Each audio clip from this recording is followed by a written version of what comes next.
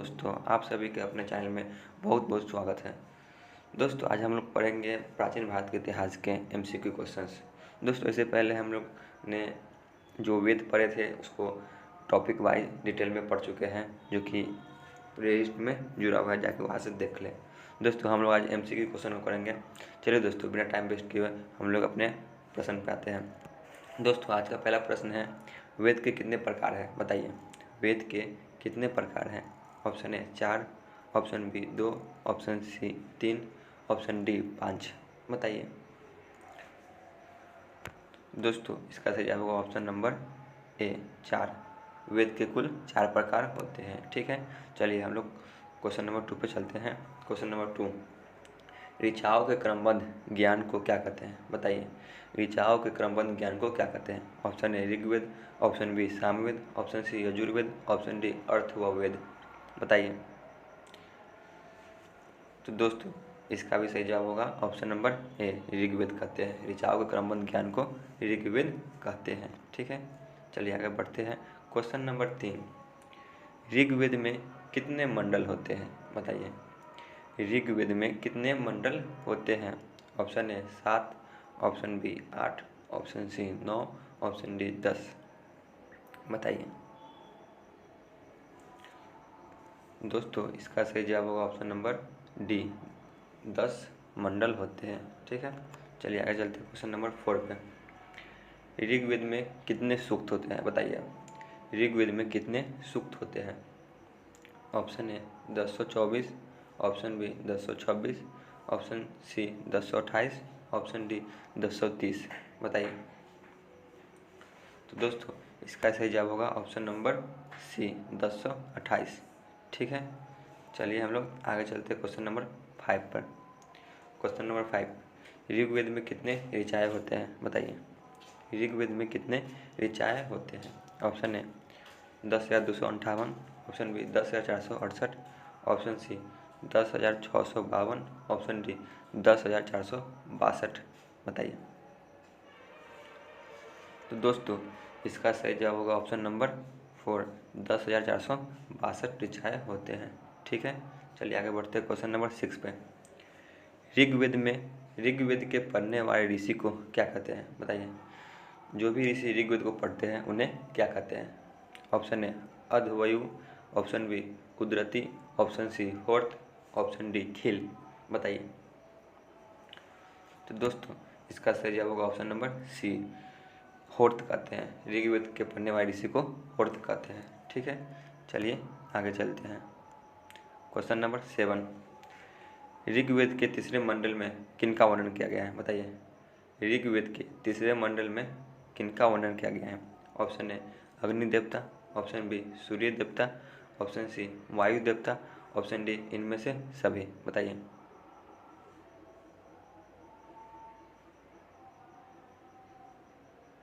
तो दोस्तों, इसका सही जवाब होगा ऑप्शन नंबर बी, सूर्य देवता का वर्णन किया गया है। ठीक है, चलिए आगे चलते हैं क्वेश्चन नंबर 8 पे। क्वेश्चन नंबर 8, नौवें मंडल में किन देवता का उल्लेख किया गया है? बताइए, नौवें मंडल में किन देवता का उल्लेख किया गया है? ऑप्शन ए सोम देवता, ऑप्शन बी अग्नि देवता, ऑप्शन सी इंद्र देवता, ऑप्शन डी इनमें से कोई नहीं। तो बताइए। तो इसका सही जवाब होगा ऑप्शन नंबर ए, सोम देवता का वर्णन किया गया है ऋग्वेद के 9वें मंडल में। ठीक है, चलिए आगे चलते हैं। क्वेश्चन नंबर 9, 8वें मंडल के हस्तलिखित ऋचाओं को क्या कहते हैं? बताइए, 8वें मंडल में जो हस्तलिखित ऋचाएँ हैं उन्हें क्या कहते हैं? ऑप्शन ए खील, ऑप्शन बी हिल, ऑप्शन सी भील, ऑप्शन डी इनमें से कोई नहीं। बताइए। तो दोस्तों, इसका सही जवाब होगा ऑप्शन नंबर ए, खील कहते हैं। ठीक है, चलिए आगे बढ़ते हैं क्वेश्चन नंबर 10 पे। क्वेश्चन नंबर 10, ऋग्वेद में अधन्य शब्द का प्रयोग किसके लिए किया गया है? बताइए, ऋग्वेद में अधन्य शब्द का प्रयोग किसके लिए किया गया है? बताइए, अधन्य शब्द का प्रयोग किसके लिए किया गया है? ऑप्शन ए भैंस, ऑप्शन बी गाय, ऑप्शन सी घोड़ा, ऑप्शन डी हाथी। बताइए। तो दोस्तों, इसका सही जवाब होगा ऑप्शन नंबर बी, गाय के लिए अधन्य शब्द का प्रयोग किया गया है। ठीक है, चलिए आगे चलते हैं क्वेश्चन नंबर 11 पे। ऋग्वेद में इंद्र देवता के लिए कितना ऋचाओं का वर्णन किया गया है? बताइए। ऋग्वेद में इंद्र देवता के लिए कितना ऋचाओं का वर्णन किया गया है? Option A 200, option B 220, option C 250, option D 240। बताइए। दोस्तों इसका सही जवाब होगा ऑप्शन नंबर सी 250। ठीक है, चलिए आगे चलते हैं क्वेश्चन नंबर 12 पे। क्वेश्चन नंबर 12, ऋग्वेद में अग्नि देवता के लिए कितना ऋचाओं का वर्णन किया गया है? बताइए। ऋग्वेद में अग्नि देवता के लिए कितना ऋचाओं का वर्णन किया गया है? बताइए। Option A 300, option B 250, option C 240, option D 200। बताइए। तो दोस्तों इसका सही जवाब होगा ऑप्शन नंबर डी 200 ऋचाओं का वर्णन किया गया है। ठीक है, चलिए आगे बढ़ते हैं क्वेश्चन नंबर 13, किस वेद में नियमों और विधि विधान के बारे में बताया गया है? बताइए। किस वेद में नियमों और विधि विधानों के बारे में बताया गया है? Option A Rigveda, option B Samaveda, option C Yajurveda, option D इनमें से कोई नहीं। बताइए। तो दोस्तों इसका सही जवाब होगा ऑप्शन नंबर सी यजुर्वेद में। ठीक है, चलिए आगे बढ़ते हैं क्वेश्चन नंबर 14, यजुर्वेद को पढ़ने वाले ऋषि को क्या कहते हैं? बताइए। यजुर्वेद को पढ़ने वाले ऋषि को क्या कहते हैं? बताइए। ऑप्शन ए अर्धवायु, ऑप्शन बी अधन्य, ऑप्शन सी उद्रत, ऑप्शन डी इनमें से कोई नहीं। बताइए। तो दोस्तों इसका सही जवाब होगा ऑप्शन नंबर ए अर्धवायु। ठीक है, चलिए आगे बढ़ते हैं क्वेश्चन नंबर 15 पे। किस वेद में गद और पद दोनों का वर्णन किया गया है? बताइए। किस वेद में गद और पद दोनों का वर्णन किया गया है? Option A Samaveda, option B Yajurveda, option C Rigveda, option D Atharvaveda. बताइए। तो दोस्तों इसका सही जवाब होगा option number B Yajurveda. Yajurveda में गद और पद दोनों का वर्णन किया गया है। ठीक है, चलिए आगे बढ़ते हैं क्वेश्चन नंबर 16, किस वेद को भारतीय संगीत के जनक कहा जाता है? बताइए।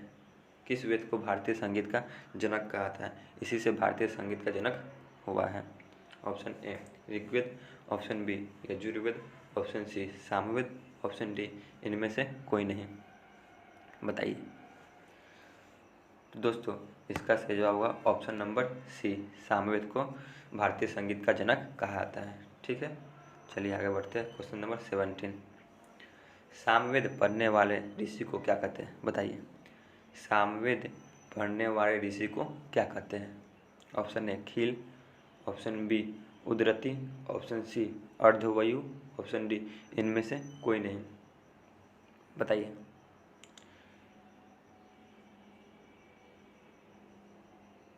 तो दोस्तों इसका सही जवाब होगा ऑप्शन नंबर बी उदरती। ठीक है, चलिए आगे चलते हैं क्वेश्चन नंबर 18 पे। किस वेद में जादू टोना मंत्र तंत्र के बारे में बताया गया है? बताइए। किस वेद में जादू टोना मंत्र तंत्र के बारे में बताया गया है? Option A Rigveda, option B Samaveda, option C Yajurveda, option D Atharvaveda. बताइए। तो दोस्तों इसका सही जवाब होगा ऑप्शन नंबर डी अथर्ववेद में जादू टोना के बारे में बताया गया है। ठीक है, चलिए आगे बढ़ते। अथर्ववेद में कितने मंत्र के बारे में बताया गया है? बताइए। अथर्ववेद में कितने मंत्र के बारे में बताया गया है? Option A 500, option B 600, option C 700, option D 731। बताइए। तो दोस्तों इसका सही जवाब होगा ऑप्शन नंबर डी कुल मिला के 731 मंत्र के बारे में बताया गया है। ठीक है, चलिए आगे बढ़ते हैं क्वेश्चन नंबर 20, अथर्ववेद में कितने पद का वर्णन किया गया है? बताइए। अथर्ववेद में कितने पद का वर्णन किया गया है? Option A 5000, option B 6000, option C 4000, option D 5800। बताइए। तो दोस्तों इसका सही जवाब होगा ऑप्शन नंबर बी 6000। ठीक है, चलिए आगे बढ़ते हैं क्वेश्चन नंबर 21, सबसे प्राचीन वेद कौन है? बताइए। सबसे प्राचीन वेद कौन है? Option A Rigveda, option B Samaveda, option C Yajurveda, option D Atharvaveda. बताइए। तो दोस्तों इसका सही जवाब होगा ऑप्शन नंबर ए, ऋग्वेद ही सबसे प्राचीन वेद है। ठीक है, चलिए आगे बढ़ते हैं। क्वेश्चन नंबर 22, सबसे बाद का वेद कौन है? बताइए, सबसे बाद का वेद कौन है? Option A Rigveda, option B Samaveda, option C Yajurveda, option D Atharvaveda. बताइए। तो दोस्तों इसका सही जवाब होगा ऑप्शन नंबर डी, अथर्ववेद सबसे बाद का वेद है। ठीक है, चलिए आगे चलते हैं। क्वेश्चन नंबर 23, बताइए उपनिषदों की संख्या कितनी है? उपनिषदों की संख्या कितनी है? 104, option B 108, option C 112, option D 107। बताइए।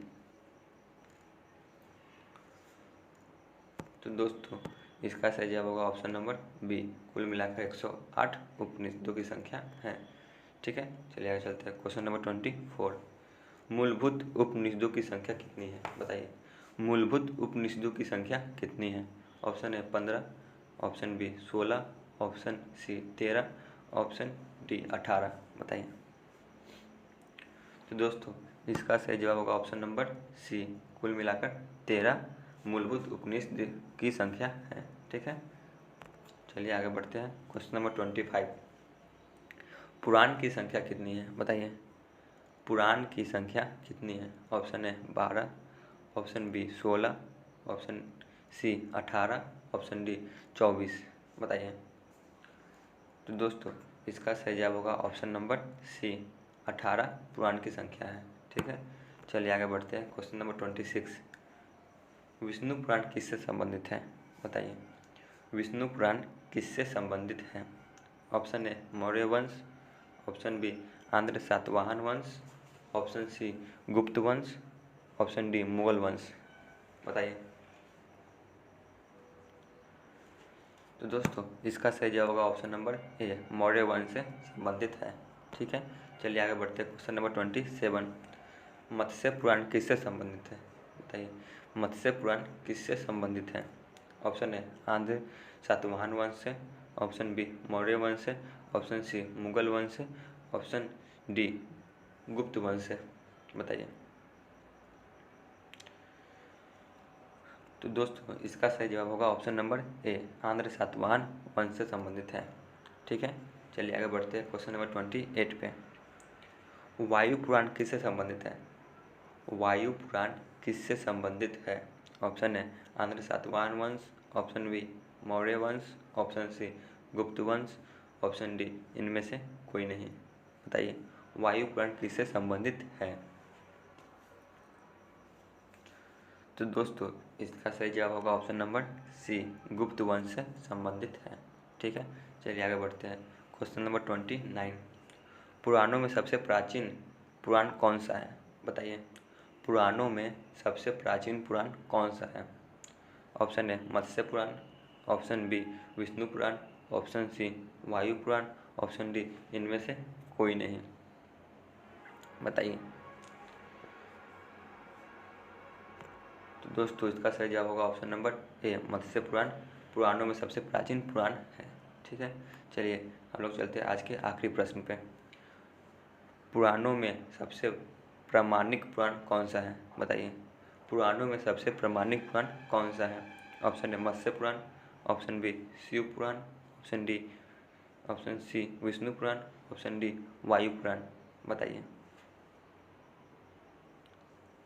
तो दोस्तों इसका सही जवाब होगा ऑप्शन नंबर ए, मत्स्य पुराण ही सबसे प्रामाणिक पुराण है और सबसे प्राचीन पुराण भी यही है। ठीक है दोस्तों, आज का क्लास यहीं पे समाप्त करते हैं। दोस्तों कमेंट सेक्शन में जरूर बताइएगा कि आपको यह क्लास कैसा लगा। दोस्तों इसी तरह हम लोग टॉपिक वाइज जीके का सिलेबस कंप्लीट करेंगे, जो कि हर एग्ज़ाम में यहाँ से प्रश्न आएंगे ही आएंगे। ठीक है दोस्तों, आज की क्लास यहीं पे ख़त्म करते हैं। धन्यवाद।